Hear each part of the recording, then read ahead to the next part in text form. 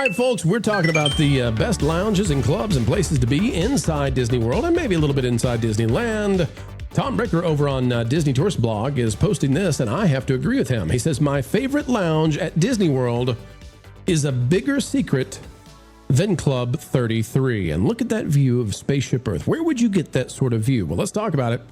He says the top entry in the bucket list for many Disney fans is Club 33, the not-so-secret society that's hidden in all 4 parks at Walt Disney World, plus Disneyland, Tokyo, and Shanghai. But let me tell you, the one in Animal Kingdom, yeah. But what if I told you, he says, there was a better lounge with a less burdensome barrier to entry that's actually a better kept secret at this point? And he's right, because the barrier to entry for Club 33 is insane. Club 33 is the stuff of legends, thanks to its rich history as the in-park hideaway where Walt Disney famously intended to host VIPs. However, here's a hot take. Our friend Mr. Bricker says, I don't have any desire to do Club 33. Now, I'm not going to say that. Club 33 is a cool place, right? There's things to see and pictures not to take. There's food that you won't find anywhere else, and you're treated in a special way. And you know what? I think you're paying at least half for the idea that you get to open the special door that nobody else can open, and most people don't even know it's there. Okay.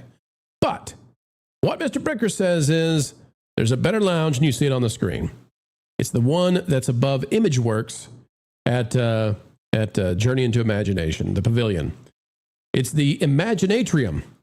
He says it's not a secret. It is among the general public. More than 95% of Epcot guests on any given day probably have no clue it's there. But within the fan community, they know it's there. This is the thing, though. This is the thing.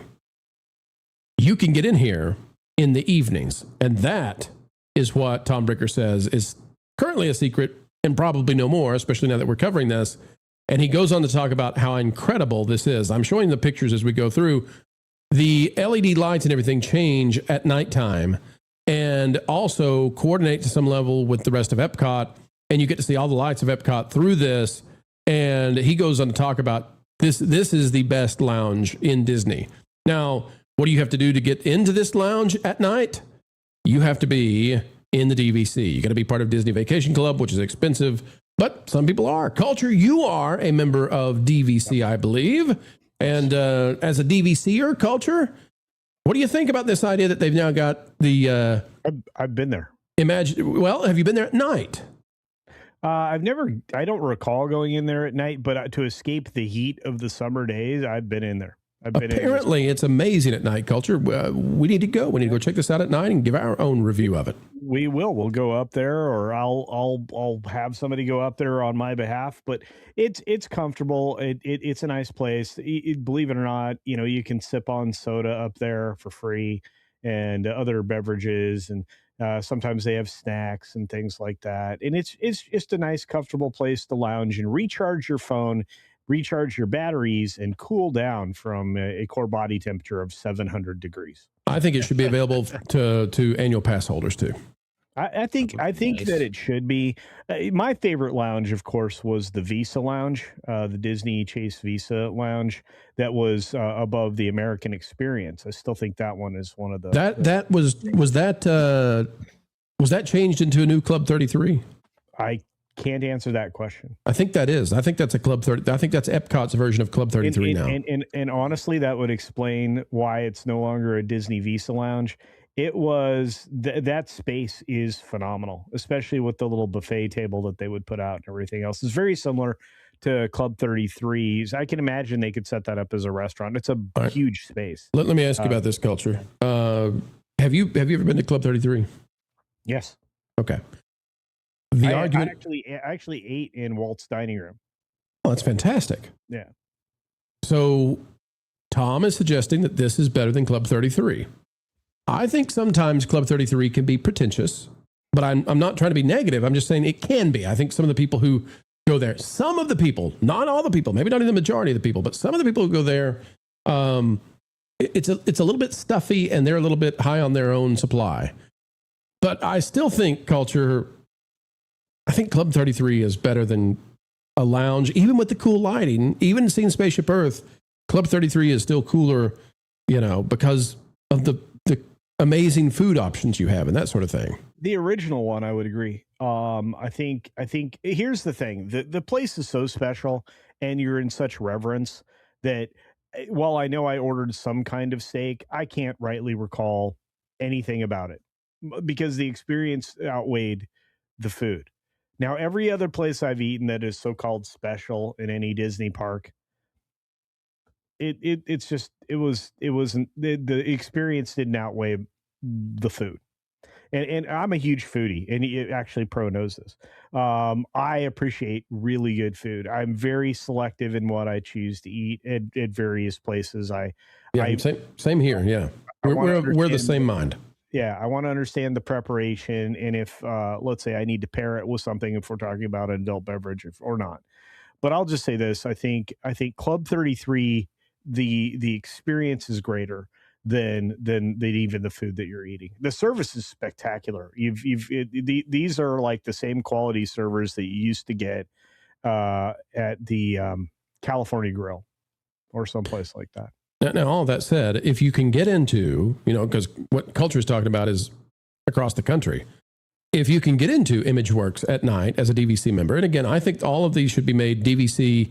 And you don't have to make it annual pass for the lowest level Floridian thing, because you might get overwhelmed. People might not be able to get into the lounge if that was the case.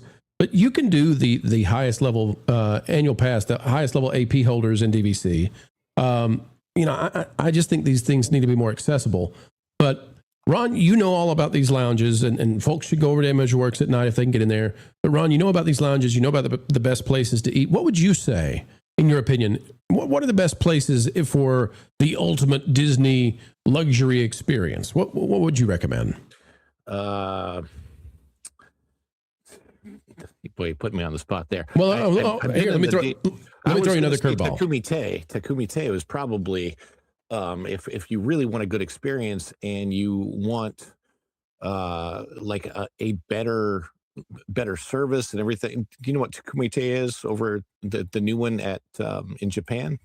Yeah, it's the one that's what, $200 a plate. Yeah, more than that, but yeah. So because that if you go to Japan, your service is going to be excellent. The servers, the cooks, the chefs, everybody over there, they are from Japan. They're going to give you their best, and you're going to get an amazing experience out of it. And it's less than Victoria and Albert's. Victoria and Albert's. Which, by the way, Ron, that was my curveball I was going to throw you. I've heard Victoria and Albert's is kind of not as good. I don't want to, That's well, lately I'm hearing that for the price, which just got jacked up, that it's like not crazy as good as it once was. And the DVC lounges I've been in, the most recent one I was at was the Frontierland Lounge that used to be the shooting gallery. Yep. They're nice. They're set up well. There's oddly plenty of room in there. It's funny because they do restrict entrance, but I guess they restricted to keep the amount of room and shoulder space and whatever. Because when you go in, there's plenty of space. They always have some nice snacks, soda, coffee, tea, all that's free. Or complimentary, I should say, when you go in. I have plenty of friends that are DVC. I've never been to that the Epcot one at night. I'd like to go up there at night. You just want to sneak in the rainbow tunnel. I know what you're up to. Yeah, well, Stay out of there. Stay out of there, Ron. You're going to get yourself in trouble. I'm actually not that into rainbow tunnels, if you know what I mean. But I don't know what you mean, Ron. We'll have to talk about this after the show. I know nothing of what you speak of. Innocent little headphone covered ears. Don't know what I don't know is, are there DVC lounges in Hollywood Studios and Animal Kingdom? Because if there are, I am not aware of those.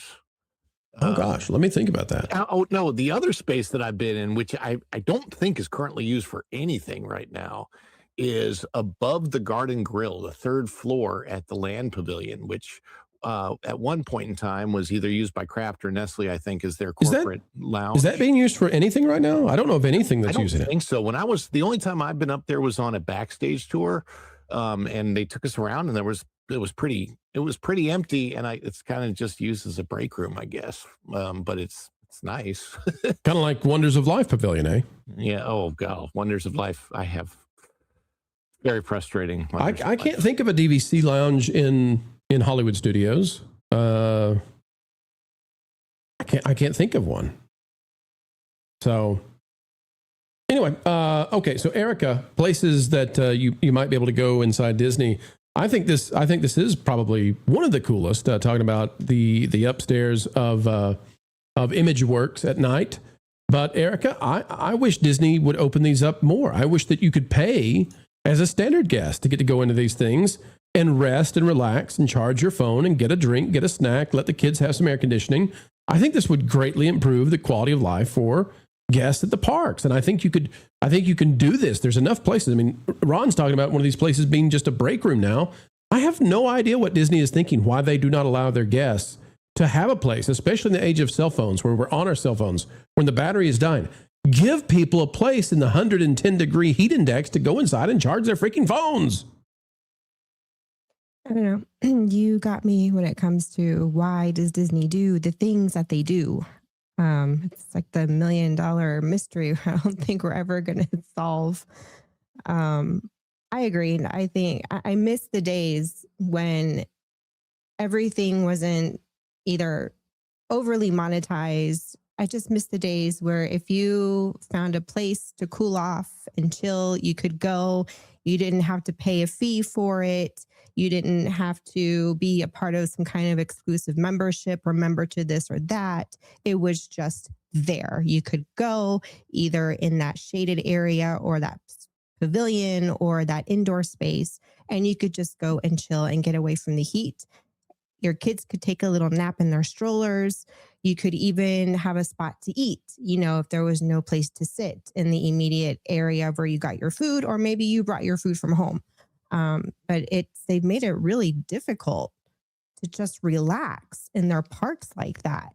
I wish they would kind of ease off a little bit. And, it's miserably hot outside. You have kids all over the park with their parents. Like, can you give the parents a little bit of a break here? Because little Timmy is, screaming his little heart out because it's so freaking hot, and there's hardly any place to go. It's always little Timmy. Timmy's always the troublemaker. I just wish they would go back to the way things used to be. Bring back some of those. Not everything has to be monetized. Sorry, that's what I want to say. No, I'm with you. And Culture, I'd like to throw you the last word on this, because to Erika's point, this is how things used to be. Yeah. We're looking at Epcot right now. Yeah. If we go over, you can see this entire building was destroyed. The entire building. And this is not a small building. It's a huge building, okay? Air conditioning everywhere. And here's the thing, Culture. Back here, I don't know if people remember this. This door right here led to the length of this entire building was plants outside with glass windows. And the length of that space, which is huge, was seating with charging ports, air conditioning, and lots of space for kids to jump and run and do all that kind of stuff. And they didn't charge a penny for it. Well, that's how it used to be. And the other side of the building, the I guess we're looking at north, south, so south. The southern side of that same structure was very similar in its construction. You could definitely go tuck yourself in there, and it was fantastic. And I miss it. In fact, like you said, there were many places before in many of these parks that no longer exist. For example, one of the pavilions that's not properly used is the Odyssey Pavilion. That's still there at Epcot, and that one was a food location. There it is, right there. It's used for festivals in a limited capacity, but that could be used as a lounge space for people, to buy in for maybe a quick service. So I'm going to say no on the Odyssey, Culture, and I'll tell you why. It's because they are using it for festivals, and that's fine. But here's the thing: the front part. If we have this, man, don't get then it's like, okay, if we have this giant building, it's like, lounge me up, baby. Put in a giant indoor playground for the kids and let's go. What are we doing? Yeah, that pavilion's allowed to fall into disrepair pretty substantial. So, look, there are only 4 DVC lounges in Disney World. Obviously, the Imagination one we were just talking about. Frontierland, Imagination. Magic Kingdom has the Frontierland, McKim's Mile House. Then you have Bay Lake Tower, which is the top of the World Lounge. Yeah. And then finally, is that the villain thing?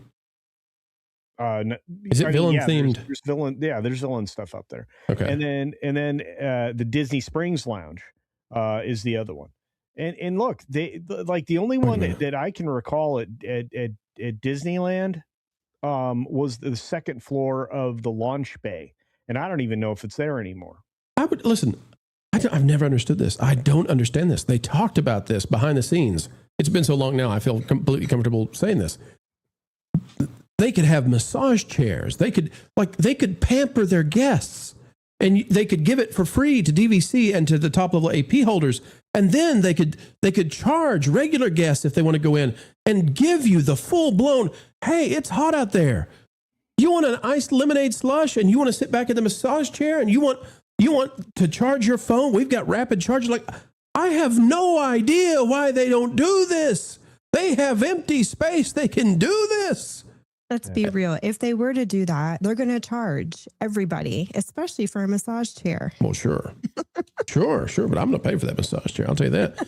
You give me, everybody walking out there, with the brand new shoes that they shouldn't have worn because they should have just wore what was already worn in. Everybody would be like, foot massage? Yes, please. I will give you $50 for a mechanical, non-human foot massage right now, please. But Disney clearly doesn't understand and give them the booze. What's to lose when you give them the booze? That's the whole Disney way. Thanks for watching That Park Place News. For more information, consider checking out www.thatparkplace.com. And don't forget to subscribe, share, like, and send this out on your favorite social media accounts.